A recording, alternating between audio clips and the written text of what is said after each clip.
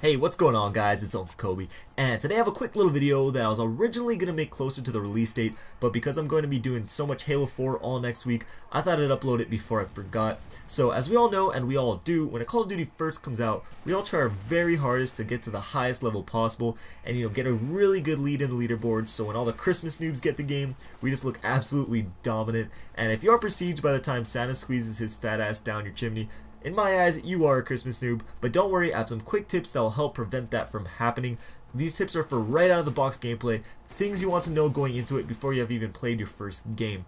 So these pro tips, as David Vonderhaar called them, were given to help you in your race to prestige. Now some of these are pretty self-explanatory and obvious, but a couple are actually quite helpful when you break them down.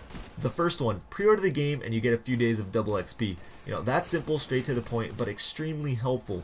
For me, Nuketown 2025 is enough to earn my pre-order, but a couple days of double XP is just awesome, and you have to realize the more you play those first couple days, the more double XP will help you.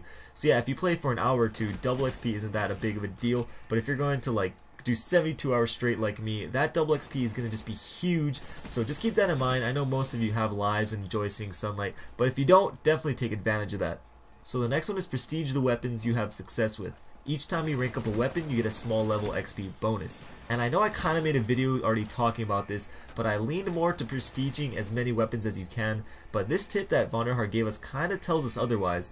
It seems to me that every time you prestige the weapon, you get a small percent of XP bonus. So let's just say the first time you prestige your weapon, you get a 5% bonus for all the XP you get with that weapon. So instead of moving on right to the next weapon, and getting another 5% bonus with another one, continue working on that same weapon, and maybe when you prestige it a second time, you get like a 10% bonus. Some of you may be like, well, that might just get boring fast, using the same gun. And that leads to my next tip, which is complete challenges and challenge sets. They pay lots of bonus XP. So in Modern Warfare 3, when you complete challenges for each gun, you didn't really get all that much XP for it. You were just better off doing well in Search and Destroy to level up. But here for Black Ops 2, Vonderhaar says you get lots of bonus XP. And to me that word lots actually is a big deal, putting emphasis that, hey, this is worth your time doing. And with how the game is set up, rewarding objective play, I would assume that the challenges mirror that as well. It's not going to just be like a certain number of kills.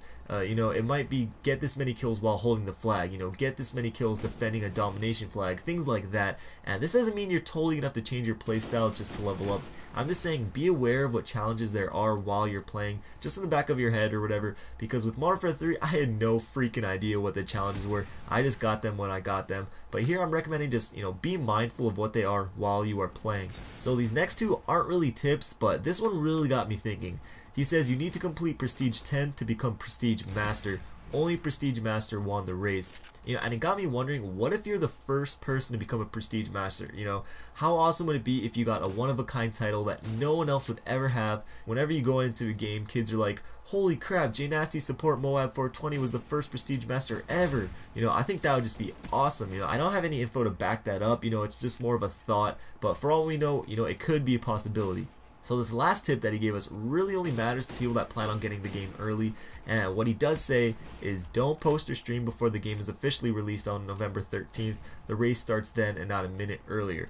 So that's obvious. You're not allowed to post gameplays until it goes public, unless you just go YOLO like me and just try to cheat the system, but I have no plans of doing that anymore. But anyways, what interesting is, he doesn't mention playing the game early because a lot of developers, they all know you're going to get games early. There's no way around it. It's going to happen. But with Halo 4, even though I have the game early, I am not going to play it because Microsoft basically was like, yeah, I'm going to ban all you guys that played it early.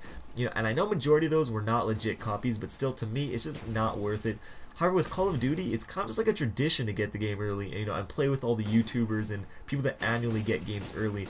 And Activision never seems to mind, as long as you don't post or stream, so that's good news, for those who are getting the game early. Again, I'm still not sure if I am, personally, but if I don't, Halo 4 is not going to even be a week old yet, so I'm not going to be dying for a new game.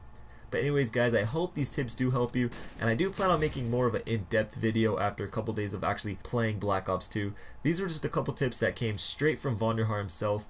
If you enjoyed the video, please take the time to give it a like rating. I always appreciate it very much. I might also be hosting an open lobby today, which is Saturday.